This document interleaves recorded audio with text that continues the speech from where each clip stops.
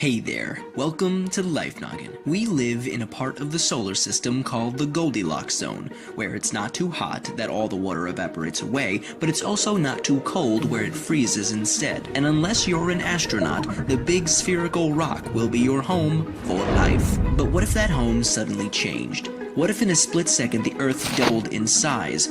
Let's assume that the density remains constant, so the mass of the Earth increased as well. How would that change things? Well, first off, gravity would be very different. The Earth would have 8 times as much mass, and gravity would be twice as strong. So if you stepped on a scale, you'd suddenly weigh twice as much as before. It would be much harder for you to walk, and you'd get tired much more easily. After all, you'd feel like you were giving another version of yourself a piggyback ride, all day, every day, which would look very funny.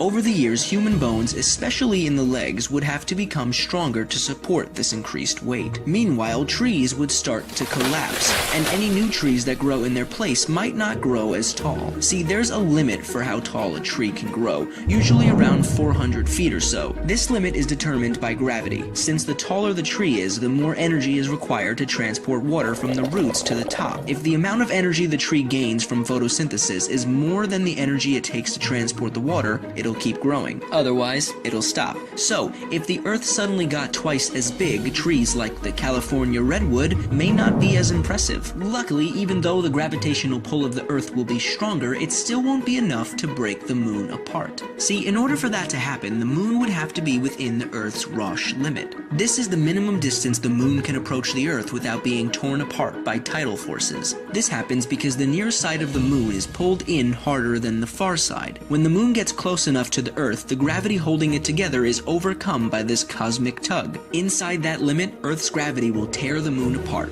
giving us a ring like those around Saturn. Oh, and the more Earth there is, the more it will heat up. See, if there are more unstable elements in the crust and interior, more heat will reach the surface, and there may be much more volcanic activity. And I don't know about you, but I'd rather not live in a world where there's a constant threat of an exploding volcano. Oh,